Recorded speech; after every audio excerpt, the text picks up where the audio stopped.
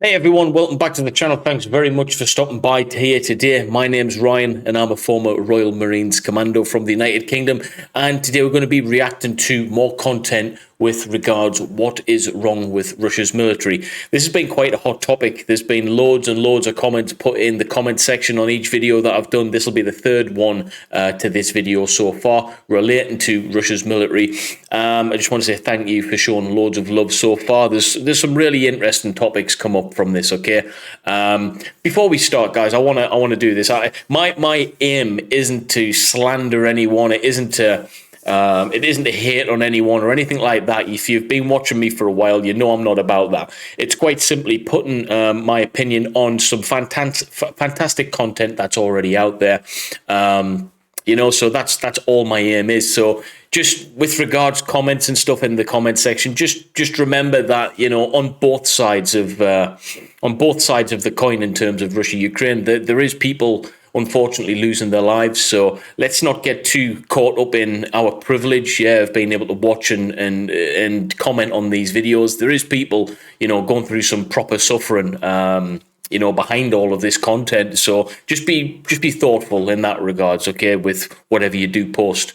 But other than that, guys, thanks for being here. We're going to get straight into it. Make sure you smash that like button, subscribe if you haven't already, and welcome if you're brand new, guys. Let's go. Way to Kiev, with similar scenes repeating themselves at a smaller scale throughout Ukraine. Just what in the world is going on with Russia's convoys? Incredibly, the answer is simple. They're out of gas. Even more incredibly, they...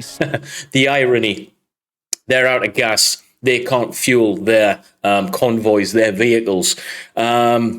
It's a bit crazy, isn't it, with what's going on in the world right now. I mean, I, for one, am sick to death of paying extortionate fuel prices here in the United Kingdom. We aren't even under any sanctions in that regard. Russia is. So it's funny how the coin can flip, and you've got to be careful with who you put sanctions on to, because it can have worldwide effects. The fuel thing is proven now, all right? You want to sanction Russia in this way? Okay, the price has just gone up for the barrel. And it's directly impacting us. Although, rumour has it, I haven't really looked into this, that the price of the barrel is about $100 or something now. Someone could look into that, drop a comment below, let me know, because if that is the case, then why are the fuel prices still rising in the United Kingdom? I don't know. I want to know. Still haven't solved the problem after 3 weeks. Initially, Russia's forces went into Ukraine with approximately 3 to 5 days of supplies and relied on their logistics fleets to keep them resupplied past that. The only problem is that Russia doesn't have enough trucks or logistics personnel to properly resupply its armed forces. Instead, the troops rely on railroads to haul supplies to the front, a task helped by Russia's very impressive rail logistics corps, capable of building new railway, maintaining rails, and repairing them. The problem is Ukraine keeps blowing up those railways, and Russian troops can't seem to stop them. Yeah, and if you haven't got a different way of being able to get your stuff to the front lines other than rail, then you're pretty screwed, to say the least. We've seen time and time again how Russia have failed logistically. It's almost become a boring topic. We talk about it that much, all right? It's like, really? Are we still going to be talking about this? If I'm still doing this YouTube thing in 20 years' time and they decide to invade another country, I'm telling you now, I bet £1 million that they'll still be talking about how bad Russia's logistics is. It's just the story of their life. As a military, logistics always kicks in. Again, guys, I'm almost done with talking about logistics on Russia. Everyone knows how hideous, and I mean hideous, it is. At this point, any hope of supplying forces inside of Ukraine via the shared railways between the two nations are a pipe dream. But you still need to get supplies from a railhead to where the combat is actually taking place, and Russia's lack of supply trucks makes this impossible in a meaningful way once an offensive has moved a few dozen miles out of friendly territory. Each Russian combined army is assigned a material technical support brigade, consisting of 2 truck battalions with a total of 150 general cargo trucks with 50 trailers and 260 specialized trucks per brigade. This gives Russia enough logistical capacity to resupply forces no further than 90 miles from a supply dump, as increasing distance lowers the number of trips each truck can make and adds further delay to full resupply. With forces now inside Ukraine's borders and far outside the range of supply depots safe behind enemy lines, resupply has become slow. But adding to Russia's problems is the fact that the Ukrainian forces are very good at finding Russian trucks and destroying them. In fact, Yeah, and this is one thing that we need to understand as well. It's not just a matter of, and we tend to focus on this an awful lot. It's not just the fact that Russia is failing in X, Y, and Z amount of ways. It's the fact that Ukraine is prevailing in many, many ways, and they're prevailing in the right departments that exploit directly Russia's main problems. All right, they go to the epicenter of their problems and utilize that, and really, really throw in countermeasures to adapt and overcome to that situation. So we've seen time and time again the failings of Russia's logistics, and Ukraine seem to capitalize on that fantastically. So I think something that a good military can do, and I speak of my own experience in the Royal Marines, doesn't matter what your direct capability is, it's the ability to adapt and overcome the situations, and to be malleable. All right, to be malleable within different situations and adjust yourself according to that situation. That's the key to this, because nothing ever survives first contact in war. All right, no plan survives first contact, rather. And it's true, guys, it's very true. So are Russia as bad as we say? Well, there's a lot of things going around about how their capability is and stuff like that. Maybe it's just Ukraine are performing very, very well, more better than people expected, to be fair. Ukrainians have shown a preference for destroying trucks over armored vehicles and have a saying, tanks can't fight without resupply. With each lost truck, resupply takes... I mean, you think about it, a tank without resupply is just a big clump of metal with eggshells strapped to it. This is something that I've found Russia seems to be failing. They've got a lot of resources in play, all right? And sometimes you can be overconfident with those resources, thinking, oh, well, we'll just put this out there.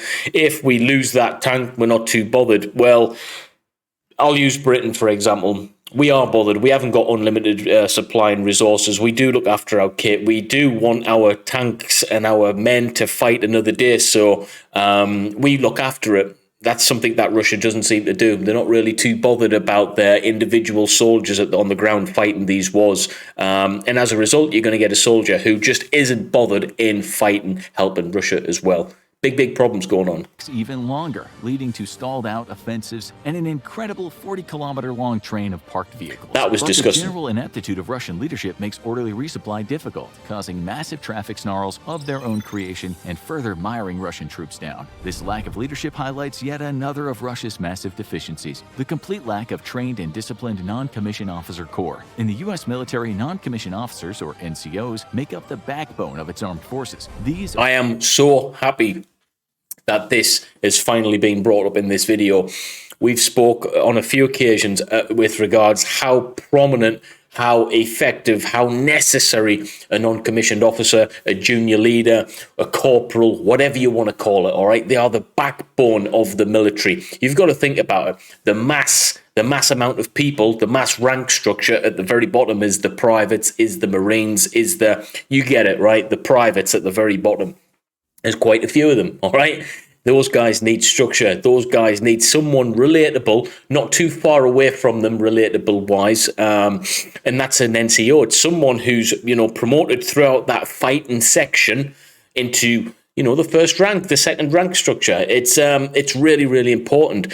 From my experience, the corporals literally lead the way when it comes to war fighting, when it comes to getting the job done. They are so important. I would argue on the battlefield, the most important rank of all of them is the corporals, the junior non-commissioned officers. Simple as that. If anyone wants to argue with me on that, drop a comment below. I will happily argue against you, because honestly, a lot of people with military experience will tell you, and please drop comments below to verify this, the non-commissioned officers are the backbone of any good military. They are fantastic human beings. What they go through is actually quite a complex, or at least in the British military, the Royal Marines in particular, to become a corporal, it's quite a hard leadership course. All right, they get pushed very, very hard. So yeah, it goes without saying. I can't believe Russia doesn't actually have that in place. It's their officers who have that position, which blows my brains. You are asking for trouble. How have they not recognized that is, pardon my French, a shit way to do things? You need a rank structure in place with NCOs. Simple as that. I've harped on enough about that, guys. Again, that topic is almost becoming stale. are the men and women responsible for the everyday running and maintenance of the American military, and Russia lacks any similar capability. Crazy. Thanks to its hierarchical nature, the Russian military has placed little emphasis on properly training a professional NCO corps. This is now mental. that it's facing its first modern foe, the military is suffering for it. While America places an emphasis on empowering its NCOs to make on-the-fly decisions and seize the initiative, the Russian military has no such leadership cadre, which inevitably leads to a need for senior officers to lead from the front. But senior officers are few in number and simply can't be as omnipresent as a wide... Wow, so effectively what you've got is a load of privates who don't have any rank structure. You can imagine if that rank structure isn't in place, you're going to have strong characters, weak characters colliding with each other and everything. It's going to be absolute chaos in an already chaos-ridden environment, that of war. I generally don't see how these individuals can function. I see mass amounts of casualties, which we are seeing statistically now. They are taking a lot of casualties. Don't underestimate a section of infanteers with an effective corporal looking after those 8, 9, 10 individuals, and another couple of sections as part of that platoon or company with another couple of corporals looking after each section. Don't underestimate just how powerful their leadership qualities can be. You know, you can get some bloody hard things done with a few corporals and a few sections of men, those that know exactly what they're doing, those that are prepared to follow their junior leaders into battle and listen to them and listen to their direct orders and trust in their training. You know, an effective, especially in Ukraine. I can imagine those sections being very effective against the non-structured Russians. I just see devastation, personally. It baffles my brains. Cadre of NCOs can be, and even more importantly, are far too valuable to risk dying on the front lines, which is exactly what's been happening to Russia's majors, colonels, and even generals. As of this writing, 7 senior Russian generals are believed to have been killed in 1 month. This is outrageous. The United States lost 2 generals in 20 years of fighting the global war on terror. One was killed in the September 11th attack at the Pentagon, and the other was killed on August 5th, 2014, during an insider attack in Afghanistan. 0 of America's general officers have been killed on the front lines. And you'll probably not see another general killed for another 50 years in conventional war fighting anyway, unless the whole world goes crazy. It's just that rank is not someone that you'd expect to be, you know, carrying a weapon system in combat on the front lines. They're normally, you know, in a fortified position at the very worst. It just, honestly, I don't understand why these generals are being killed close to the front lines. I don't see how they can command from there.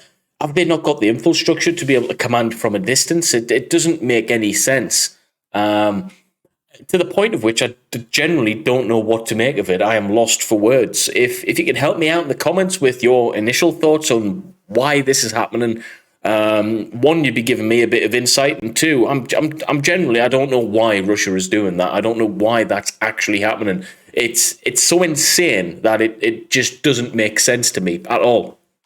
Russian generals claim to simply lead from the front and take inspiration from Prince Peter Ivanovich Bagration. No, forget about that bullshit. All right, it's 2022.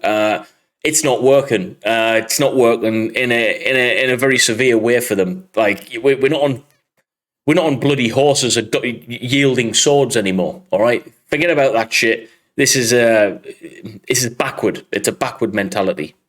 Who was fatally wounded at the Battle of Borodino in 1812, or Generalissimo Alexander Suvorov, who always fought on the most exposed part of the front. However, the truth is that the Russian generals are having to fight at the front because they don't trust their subordinates to follow orders, and because of the complete breakdown of their communication abilities. Communications, though, is yet another of Russia's mind-boggling failures in its execution of this invasion. Once more, likely due to corruption, the world has learned that a significant amount of Russia's armed forces are operating on civilian-quality unsecured radios. Radio broadcasts between Russian units have been recorded by civilian observers using basic equipment, with some civilians taking the opportunities to simply jam Russian frequencies or troll them with the Ukrainian national anthem, the popular American Yankee Doodle song, or other random audio. Incredibly, even Russia's strategic bombers have been recorded operating on completely open and unsecured radios. Not only has Ukrainian interruption of these unsecured communications caused massive problems for Russia's military, it's even led to strategic defeats of its forces. At least one Russian general has been killed after his position was pinpointed by listening in on these unsecured broadcasts. Ukrainian artillery has also been very successful in using these broadcasts to pinpoint Russian units and saturate them with fire.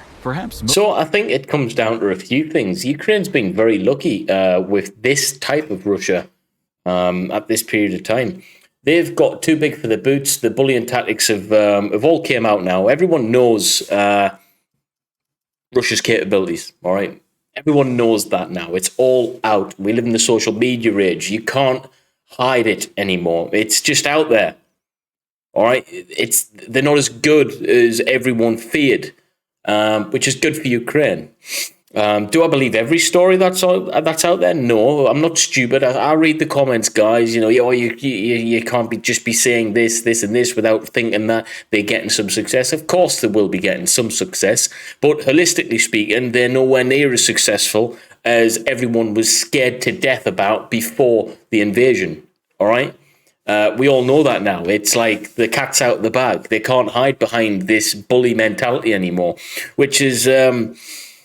It's nice to see other countries thinking, you know what, I'm going to join NATO as well. Let's get part of the, let's become part of the anti-bully brigade, so to speak, and stand up for our country before this happens. Because I just think people have caught on and they understand now that it's not the situation they thought it was going to be. They thought Russia was just going to smash Ukraine to bits and get the hell out of there. It's not the case. I don't think it is going to be the case. All right, I don't think we're going to see that.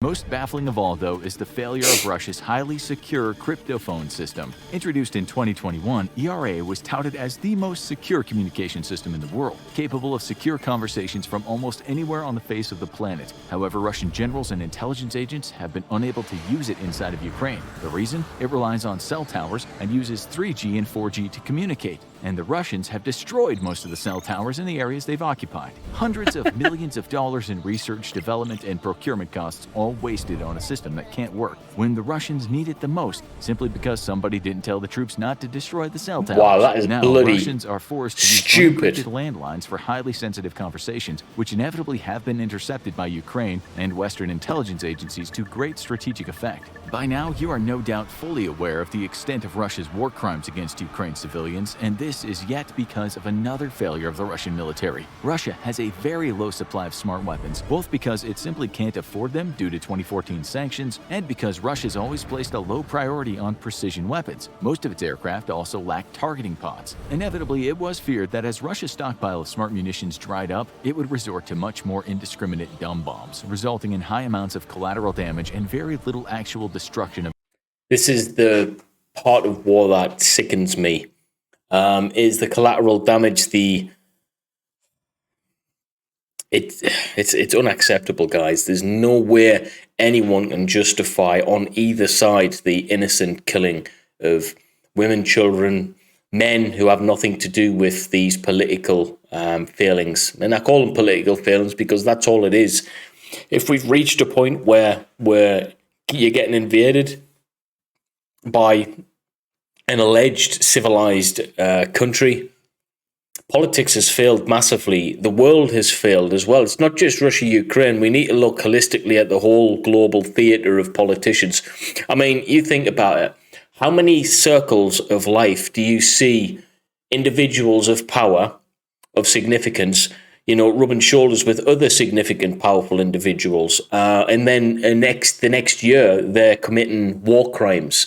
It's like, well, these are the people that you're surrounding yourself with who are capable of these things. How come no one else has got more control over these individuals? Imagine this.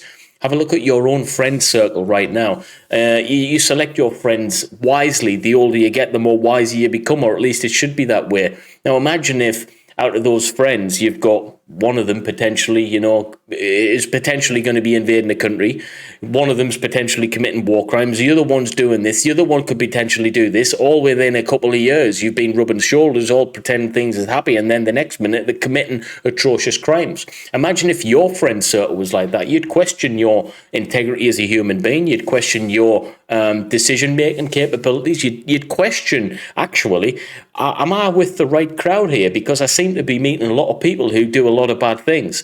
Now, why do we not look at these individuals, these elected individuals of power, and think the same? Like, it was only a couple of years ago, Putin was knocking about, shaking hands with presidents, and you get where I'm going with this, right? How can these things be allowed when they're in the company? These people are in the company of other powerful people. So it doesn't make sense, does it? To me, it doesn't anyway, guys. What do you think on that? Let me know in the comments, man. Of intended targets, Ukrainian military positions. This turned out to be the case within a week of the invasion. But the scale of assault on civilians has only increased exponentially since then. Why? Simply put, because the Russian military is really bad at war. They're so bad that they rely on mass slaughter of civilians to force a peace on their terms. They did this in Georgia, they did it in Chechnya, and they did it in Aleppo, killing thousands of civilians with indiscriminate bombing and artillery fire. Now they're doing it in Ukraine as their offensive bogs down due to a stiff Ukrainian resistance. Putin's strategy is simple: kill so many civilians that Zelensky is forced to accept a peace on Putin's terms, even though Putin is the one losing. This is the reason why Russia bombed a maternity hospital, killing pregnant women and their unborn children. It's the reason why they bombed a theater, clearly marked with the word children on both the front and backyards. And it's the reason why their troops have been recorded opening fire on civilian vehicles and civilians standing in bread lines. It's disgusting, guys. This is disgusting. I never thought about it that way, but I can understand that mentality. They're getting their asses kicked, so they decide to, do the dirty and force them into a situation where peace is forced, even though they're losing. I've never thought about it that way. Truly, truly disgusting individual with disgusting antics. This isn't the way, guys. Too graphic for us to share with you here. They have even routinely attacked convoys of civilians fleeing conflict areas through humanitarian corridors that they established themselves, only to close them hours later and open fire on anyone stuck within them. Russia's strategy is to cause a humanitarian crisis so terrible, Zelensky will have to admit defeat, even though, and we cannot stress this enough, Russia is losing this war. But Ukrainians aren't giving up, and Putin's terror campaign is backfiring, galvanizing an estimated 15,000 foreign volunteers to come to Ukraine's defense in just 1 month. Many of these are amateurs with little more than a willingness to help defend Ukraine, but many more of these are highly trained professionals from militaries all across the West who bring years of experience fighting in the Middle East to bear on incompetent Russian forces. As this invasion progresses, we'll learn more about the true vulnerability. I noticed how he didn't have a United Kingdom flag there. Wonder why. And deficiencies of the Russian war machine. But as of right now, it's clear Russia is no longer the second most powerful military in the world. In fact, they're only the second most powerful military inside Ukraine.